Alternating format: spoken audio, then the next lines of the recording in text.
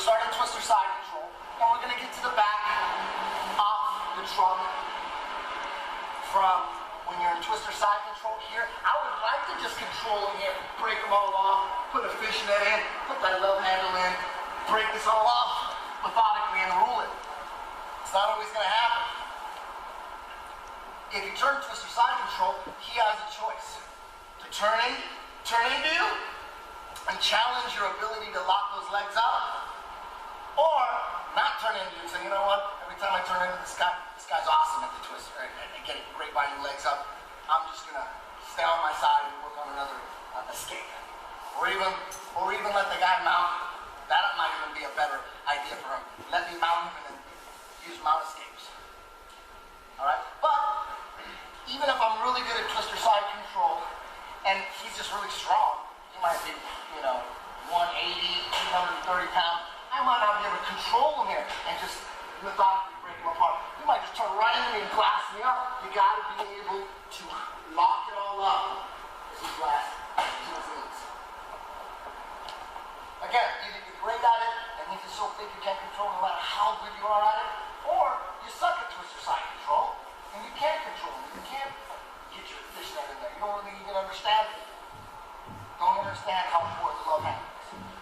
Dude's just gonna trying to twist side control, glass right up here. I'm gonna flip it. He's got so much confidence. So I'm in twister side, glass up, I can't control him. I'm always leaning into him, my chest leaning into the small of his back. I'm driving my left knee in because my left knee is his left leg. You want to get it in as deep as possible. You could just do this. That doesn't take too much time. He's gonna blast up and be on top. So you just drive your knee in, ball and block just like that the Sousa. Now nice and tight here. I'm perpendicular to him. And my right leg splits his leg. Very important. So as he bursts on top of me, this is where I gotta place the legs. Immediately, I'm grabbing his free leg. He's in the trunk. If I don't have control of his leg here, he's gonna spin the freedom. Now he's in top half. That's an intersection turn back to the 50-yard. Big loss. Just because you weren't hyper-aware of being in the truck and controlling that leg. Controlling this freedom. That will never change. It's never going to be like, hey, you know what? We shouldn't control that leg after all. No. That's how you escape. It just spins out. So the sooner you log that in, and don't forget that, we're in twister side control. Alright, so we're trying to attack his legs. He's got strong-ass legs. Nothing's working. And he's really, he knows how to defend the twister well. So we could just use this just to get the back. But remember, anytime we're going to the back of the truck, the first thing you have to put in is the over-under. So what goes first? The over or the under? If the over went first, and I let go of that leg, it just spins out. That over doesn't do anything.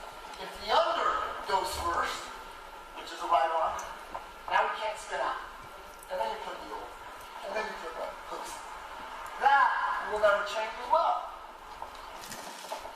That's never going to change. Going from the truck to the back, the under goes in first. The over goes in first. There are only two choices. Fix that right now in your head. Spins out. We're here. Controlling the under, the over, funnel slacking. He's leg pressing. They got both hooks in. If I have both hooks in, he's doing a good thing. Both hands are the choking arm, and he's leg pressing, pushing his shoulders back. Right? You got to remember, we want to do the band Severn here. I want him on his side and I want an Anaconda. He's not on his side, and an Anaconda in leg press really isn't that powerful. So you have to be really good at sticking this butterfly in. Moving the left hook, get him on his side and put that Anaconda in. Once the Anaconda's in, even if you have to use your hands, go ahead. Use your hands. Once it's in here, now I'm going to keep him on his side. It's in, I'm up on my elbow, ready to attack. Spin. Excellent. Once I'm in, it doesn't matter how he's defending really. I'm just going to do it. This is the key. It can't be done with hooks. I'm up on my elbow. I'm going to wrap my arm around his neck. He's got his hands up like Home Alone. I'm just going to wrap my hand around his chest or his face, his jaw.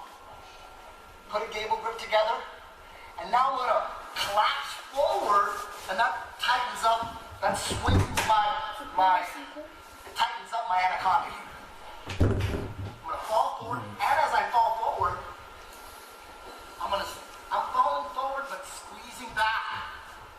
Forward, back, and squeezing this anaconda like this. If he doesn't tap here, then we take it to the jaw and squeeze up, turn his jaw, and squeeze up. Alright, so it's gonna look like this. Collapse forward, but squeeze towards here. I collapse forward and squeeze towards him. You're just smashing him with this anaconda here. And if he doesn't tap here, I'm gonna fall back, turn his jaw, and right here, if I got that, I just squeeze up, and it's a neck crank. Jingle bell style. Again, without the anaconda, it's not gonna work. Hooks are not gonna work in this situation. Only for rear naked chokes. Again, so we're putting all that together. Working our truck, working our transitions to the truck. Very important transition. You can't transition to this nice and smooth. You're probably not very good at the twister or cap press. From here, under first, over, your leg presses.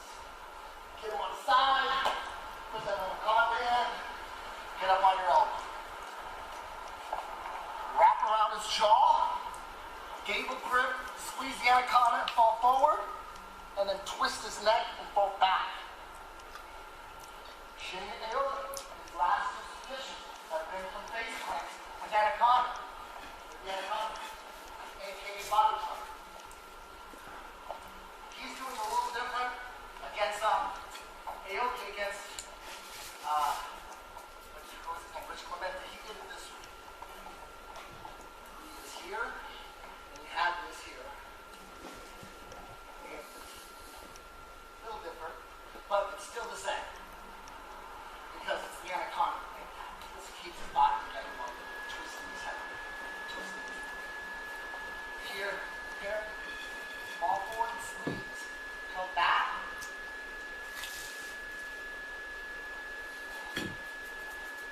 I don't remember exactly how I got beer bomb. It was a face crank.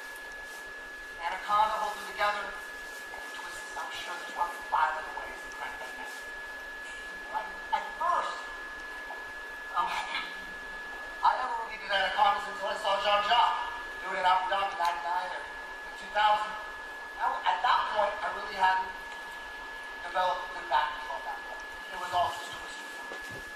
So, when I decided, Aaron Bryant, this purple belt, came from Dixon, was so good at rear naked choke, so much better than anybody else in there, except for John Jock. Then I knew, man, there's other levels. I thought John Jock was just really good with the rear naked choke. He's just so powerful. 185 pounds, trains like an Olympian. I was giving that a little more, but I didn't realize how good you can get with your rear naked choke until I seen Aaron Bryant. When he got your back, done. There's a big difference there between his line. I need to break this off. So when I decided to really break it down, really stop, I asked John Jock, why are you putting the anaconda? That was a business. It's so steep. Guys kept spinning into his car. You're 1 second, you're on his back, the next second he's spinning. So John Jock said he holds his hips together so he can't spin. With no heat, it's so simple. Not so important. He gets your crack collar over time. And the road car to spin back into someone's car. You kidding? You're tangled up in the web. But, that's all I really needed to hear from John Jock. I asked him why, and he told me, that just became gospel. Always put that anaconda. And at first, I couldn't cinch it in that rack. My legs are short, and even though they were flexible, I just couldn't cinch it in. How to make it more flexible. So I had to use my hand to cinch it in. I always had to use my hand. But after a while, because I didn't need my hand as much, and unless the guys are way bigger than me, I usually don't need my hand. And now I can rotate either side, because you want that anaconda on top. Spins to the other side, flip it to the other side. Here, he knows he wants it on top, so we're going to get on the other side, so we got to flip it. He goes to the other side, we got to be able to flip it. There's a window for him to break that open, and not let you flip it. And that's why I just want to get that to the confidence. So, but then again, it's on the bottom. There's guys like Dustin Shaw, he likes it on the bottom. He's got a weird body crank that he does and no one else does. And he wants it on the bottom side. Who knows what the future lies for? Those rules right there. That could change. The end. maybe it's better on the top. If you get caught in the anaconda, you want it on the bottom. If you get caught in the chiropractor. So, anyways, that's the history of the anaconda. So, and also there's a lot of guys that don't believe in the anaconda. They don't really like to do it that much. Marcelo Garcia doesn't like to do it. He don't need the squeeze up top with his arms so tremendous. If he didn't have legs, he would still choke him out. He don't even need the hooks. But when you look at the match between Jake Shields and Mayhem, Jake Shields had Mayhem's back like 3 or 4 times. Never put the anaconda. Mayhem kept escaping. Late in the fight, Mayhem gets Jake's back. He puts the anaconda in. He's a burglar. Mark Lehman is the son. Came from Mark Lehman. So he puts on the anaconda. Jake Shields couldn't escape. That was close to being a rear naked choke. He ran out of time. So the next round, Jake Shields gets Mayhem's back again, and he puts on the anaconda. So he learned in the fight. He learned. In that fight, he learned, damn, anaconda's better than no anaconda. Especially in MMA, when everyone's greasy, there's no shirts. Is this really MMA? When you're wrestling without a shirt, it's a whole different ball. That's another level.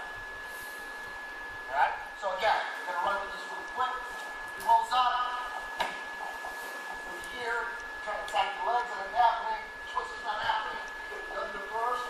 We're here. I get the anaconda. I'm up on my elbow. Back front, it doesn't matter what's happening. Gable grip, I fall forward and squeeze into my chest. And then as I sit back, I'm on his jaw with the gable grip. I'm just twisting his jaw.